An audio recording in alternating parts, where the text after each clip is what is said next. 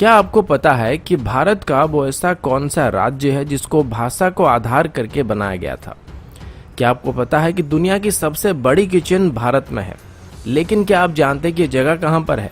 क्या आपको पता है कि सिमलपाल नेशनल पार्क में ऐसी कौन सी चीज है जो पूरे दुनिया भर में कहीं पर भी देखने को नहीं मिलता है?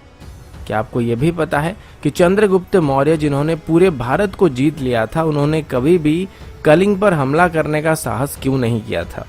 आज की वीडियो में हम ऐसे ही 10 मजेदार फैक्ट के बारे में बात करने वाले हैं, जो कि भारत की एक ऐसी राज्य के बारे में है जिसको मेन स्ट्रीम मीडिया तभी कवर करती है जब वहां पर बाढ़ आ जाती है, साइक्लोन आ जाता है या फिर कोई प्राकृतिक विपदा आ जाता है। लेकिन दूसरे तरफ इस राज्य के इतिहास को अगर आप गौर से देखेंगे तो आपको एक बहुत ही पुरानी और उन्नत सभ्यता देखने को मिलेगा।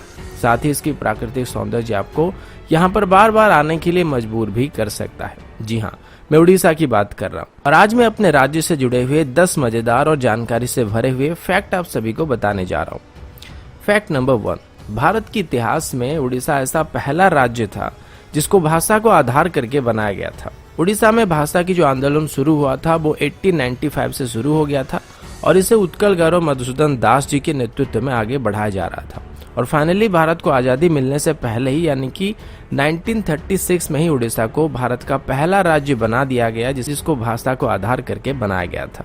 फैक्ट नंबर 2, उड़ीसा के बरगढ़ डिस्ट्रिक्ट में हर साल धनु यात्रा को आयोजित किया जाता है, जिसमें भगवान श्री कृष्ण और कंस मामा की कहानी को नाटक के रूप में दर्शाया जाता है। इस यात्रा को करीब 8 किलोमीटर की रेडियस में आयोजित किया जाता है और इसे दुनिया का सबसे बड़ा ओपन एयर थिएटर कहा जाता है और इस वजह से इसको Guinness book of world record में भी मान्यता दिया गया है। इस फेस्टिवल में कोई भी प्री रिटन स्क्रिप्ट नहीं होता है और इस फेस्टिवल के दौरान कंस वहां पर किसी भी इंसान को दंड दे सकते हैं। एक बार तो उड़ीसा के पूर्व चीफ मिनिस्टर स्वर्गीय बिजू पटनायक जी को भी कंस राजा को फाइन देना पड़ा था। फैक्ट नंबर 3, उड़ीसा का जो परंपरागत नृत्य है उसको ओडिसी कहा जाता है और ये बात बहुत सारे लोग जानते होंगे। इस नृत्य को सीखने के लिए देश विदेश से लोग यहाँ पर आते हैं, लेकिन ये नृत्य सिर्फ उड़ीसा के लिए गर्व की बात नहीं है, ये पूरे भारतवर्ष की एक पुरानी सभ्यता का प्रतीक है। इस नृत्य कला के बारे में हमारी पुरानी संस्कृत स्क्रिप्चर्स नाट्य शास्त्र में बताया गया है और इसको भारत का सबसे पुरानी नृत्य कला में से एक माना जाता है। इसको मुगल रूल के दौरान या फिर ब्रिटिश रूल के दौरान सप्रेस करने की भी कोशिश की गई थी, लेकिन स्वाधीनता मिलने के बाद इसको हमने दोबारा रिवाइव करने में कामयाबी हासिल कर लिया था। फैक्ट नंबर 4, क्या आपको पता है कि ताजमहल के बनने से काफी पहले से ही कोणार्क टेम्पल को बना दिया गया था और सबसे बड़ी बात यह है कि इसको समंदर के अंदर बनाया गया था।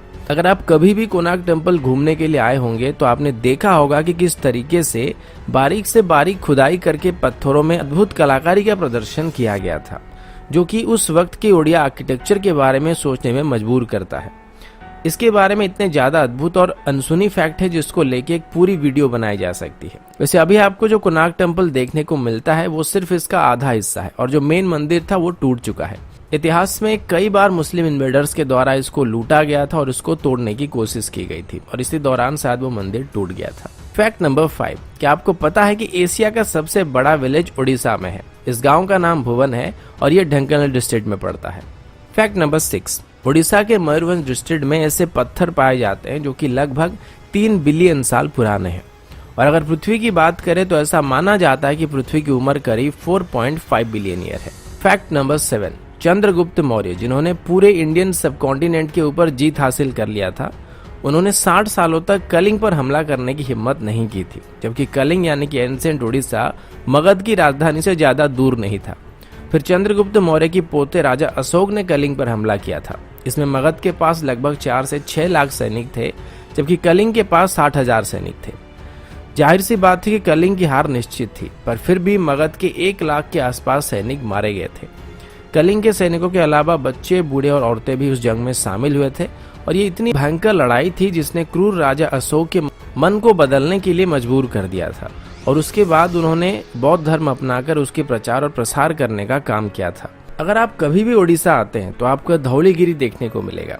ठीक इसी के किनारे एक नदी है जिसका नाम दया नदी है और इसी नदी के किनारे वो जंग लड़ी गई थी और ऐसा बताया जाता है कि उस वक्त उस नदी का पानी खून की वजह से लाल रंग का हो गया था।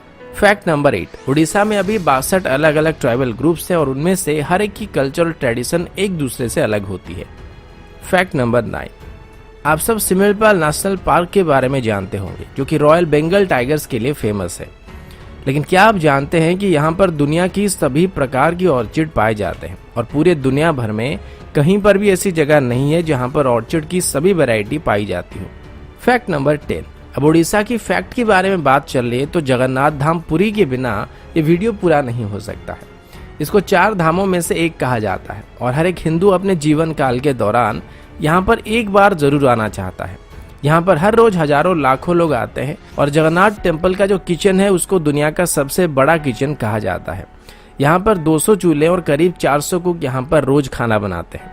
यहाँ पर खाना बनाते वक्त 7 मटकों को एक के ऊपर एक करके रखा जाता है और सबसे पहले ऊपर वाले मटके का खाना तैयार होता है और सबसे अंत में नीचे वाले मटके का खाना तैयार होता है, जो कि चूल्हे के ऊपर बैठा होता है।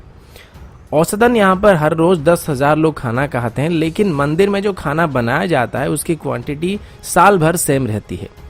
लेकिन मजे की बात तो ये है कि यहाँ पर खाना कभी भी वेस्ट नहीं होता है और उसी खाने को कुछ हजार लोगों को परसा जा सकता है और 20 लाख लोगों को भी परसा जा सकता है। दोस्तों, ये थी उड़ीसा के बारे में कुछ मजेदार फैक्ट को लेके एक छोटी सी वीडियो।